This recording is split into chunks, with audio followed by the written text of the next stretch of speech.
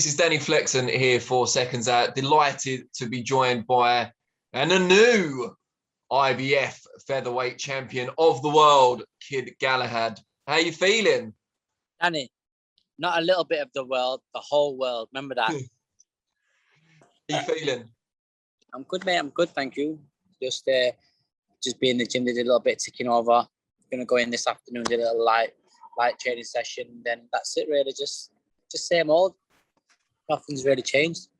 Why don't you take any time off? I saw you were back in the gym the day after beating Jazza Dickens for the title. What's going on? Why don't you take a couple of days off at least? I just deload my training. I don't really need to take no time off for what.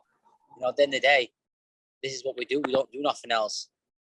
So, I don't need to. Depends. We don't really heavy. I don't really spar heavy in the gym anyway.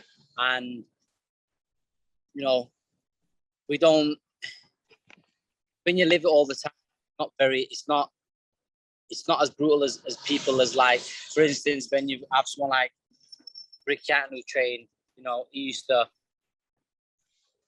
go on the lash, come back to the gym, get fit, and it'd be very, very tight and hard camp. When you live the life all the time, it's just a lifestyle. So you don't really need to, do you?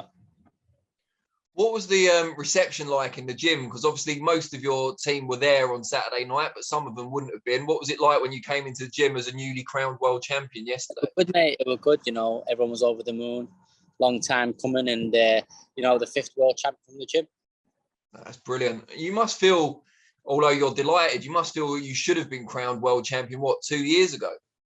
Yeah, I know, but listen, things happen in life and just how it goes, innit? I don't ever look behind or what's happened in the past. I always look ahead and see where I'm going. And although you're always full of confidence, did you expect to be quite so dominant as you were against Jazza? Not really. The thing is, it's like you prepare for the worst and expect for the best in it. That's the mentality. And Jazza Dickens will be a world champion, and I believe he's world class. I just believe, I was better on the night, and I'm an exceptional fighter. I believe, no matter what's 120, any 126 pound in the world you put me in front of, I always find a way. I'll find a way to win.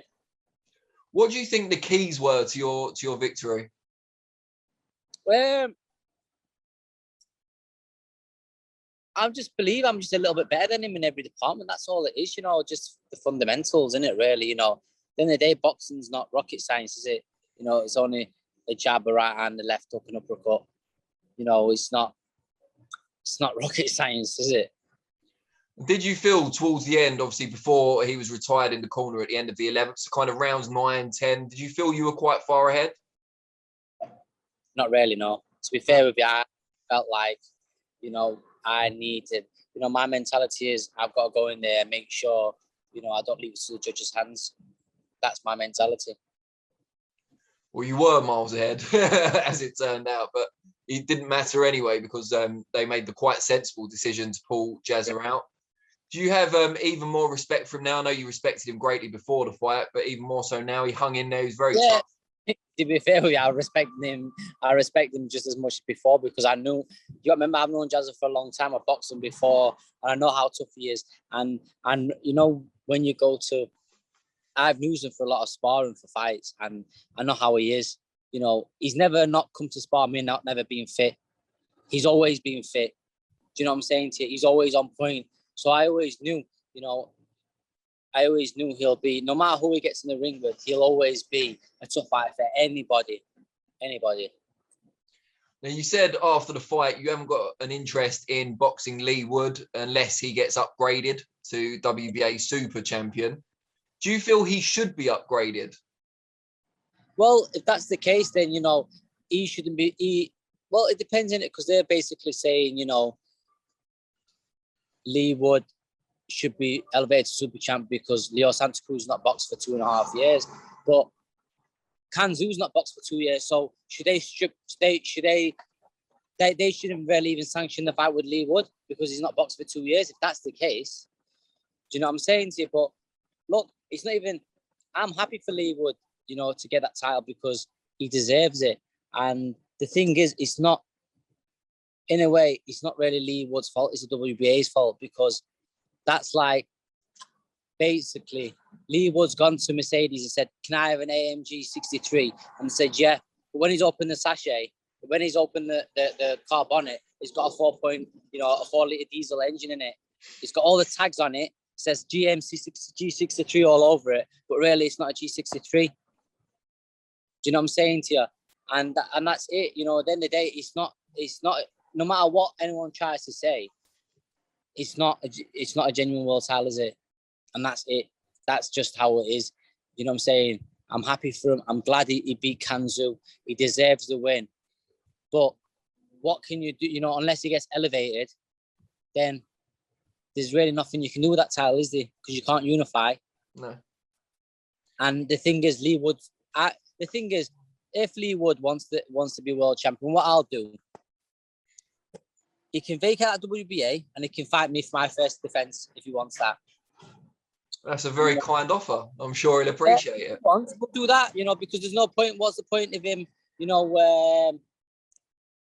what's the point of him fighting for that title if there isn't, and if he wants, you know, if he wants that fight, then, you know, I'm here.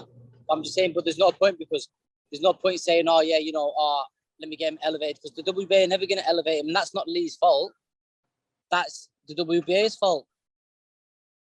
Do you know what I mean? So I'm not going to wait around 16 months for, or 18 months. Yeah, they're going to elevate him and turn him into super champ like Josh Warrington, like obviously that guy from Leeds did. But what can you do?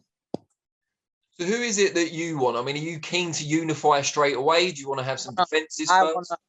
To be first with you, Danny, I just want to get a couple of defenses. And if the unification fights happen, they happen. You know, the thing is, Danny, you know how boxing is. You can't really get involved in the politics of everything else. If they happen, they happen. Look, Joe Calzaghe was world champion for 10 years before he had a unified world champion fight.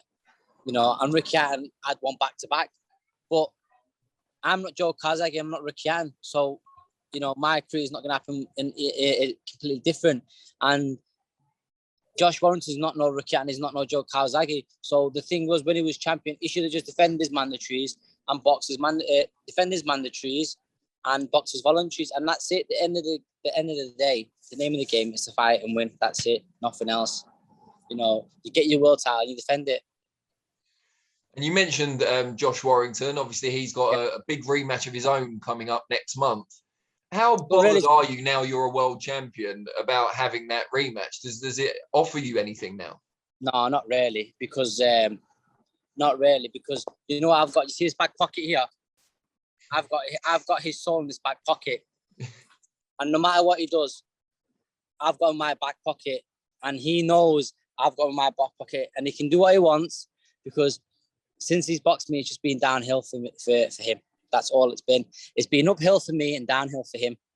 And you know, what can I gain from beating him? I know I can get my loss, but people are gonna say, yeah, but you know, we should have won the first fight in the beginning anyway. So what does it matter?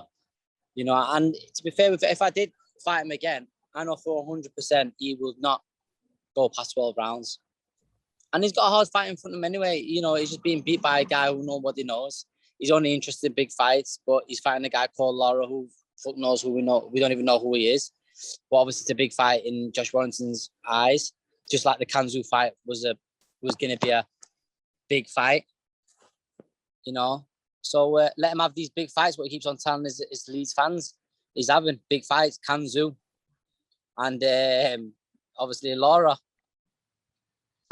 Now, you've been in the Ingle gym since you were a kid. A lot of the time you've been there, Kell Brook was there. He was kind of the main star of the gym, if you like. He was world champion for a number of those years. Do you now feel like you're the main man in the gym? No, not really. You know, I don't really see it like that. I just see, in my eyes, you know, all the people like the Junior Wills, the Johnny Nelsons, the Kell Brooks, the Nasty Mohammeds, they'll always be the stars. You know, I'm not here. I'm not bothered about being a star in the gym. You know, I just want to win and make sure, you know, I'm the best that I am. I'm not really bothered about, you know, I want the star treatment, you know, I want this guy to pat me on the back. I'm not really bothered, you know what I'm saying to you? I go in there and I train and I'm fully focused on what I do, because when you get in that fight, there's only you who gets in the ring. And how much credit do you give, I guess, first to Brendan Ingle, who you trained with initially, and Dominic Ingle, your current head trainer, for how you've developed and where you are now? Well, I wouldn't be in this position if it wasn't for Brendan and Dominic Ingle. You know, I believe, you know, Dominic Ingle is the best trainer in the world at this moment in time. I don't think anybody is better than Dom, because, you know, people think, you know, being a trainer is holding the pads or, you know, coming out with this big tactic and, you know, if you do this and you do that. It's a load of shit, because like I said to you, boxing, it's not, you know, you don't have to be a rocket scientist to be a world-class coach. You know what I'm saying to you? You've got to be very disciplined. You know, you've got to know, you can see things that other people can't see. You can read your fighter. When you've spent so long with a trainer like I have with Dominic, I can just walk to the gym and he can just look at you and he'll know straight away, you know, by your body language and everything else, you know, how you are. And most trainers, most kids nowadays, they just move from trainer to trainer. So even the good trainers don't know how to train them kind of kids, because they're bouncing around so often. You don't know. Do you know what I mean? It's hard to train kids like when they're bouncing around so long from so many different trainers. You don't know. You can never really understand and really know how the fighter is. And then you get a lot of trainers who are complete, just, you know what I mean? They might be able to, you know, read a fight or be an analyst, and people think that, you know, they're the best thing since sliced bread. You know, if that was the case, then, you know, Max Kellewell, the American, yeah, he might as well be the best trainer in the world, you know, but he's not, is he? Because he's good at, you know, analysing, breaking down fights. Now, one thing that we did see on Saturday night on social media was that despite a great victory, you still have your share of haters, I guess you would say. Is that something that ever bothers you? Do you want to be loved by everyone? Not really, you know. Listen, people are going to love you, people are going to hate you. I'm not really bothered, you know what I mean? The thing is, if you're going to hate me, then just hate me. You know, don't be a when I see you, oh yeah, how are you, pal? You know, give me all this, and then behind, you know, on social media, you know, being all, oh yeah, you know, slagging you off and everything else. I think that more than anything is just like, you lose respect for the person. You think, oh my God, he's such a, you know, bitch. You'd rather respect, if he didn't like you, then when he sees you, he don't like you. Yeah, no, I understand. Now, I was saying on my vlog earlier, we first met 10 years ago, or just over 10 years ago, in the suburbs of Paris, after Danny McIntosh beat Thierry Carl for the European title. That win it, Danny. A long time ago. You were 5-0 then as a pro, and you told me that you'd be the next big star out of the Ingle gym and that you'd be a world champion. Yeah. It's taken 10 years, but you've fulfilled your promise. Try and put it into words how much the victory means to you. It means everything to me, you know, but the thing is, Danny, I believe I'm going to be a unified champion and I want to move up the weights. You know, this is just the beginning for me. I'm not happy. I'm not one of these fighters, or, you know, now I've won the world title, you know, I'm gonna, you know, just disappear and that's it. You know, the job's not done. I always want to get better and better. And, you know, I believe I'm going to be one of the best fighters to come out of Britain ever. Well, I wish you the very best of luck in getting to that honour, ultimately. We really appreciate your time. I'm going to let you go because I know your gym session starts very soon. No days off, no mercy, as it says up there. Yeah. And very best of luck, and hopefully we'll catch up again soon. Thank you, Danny. Appreciate it.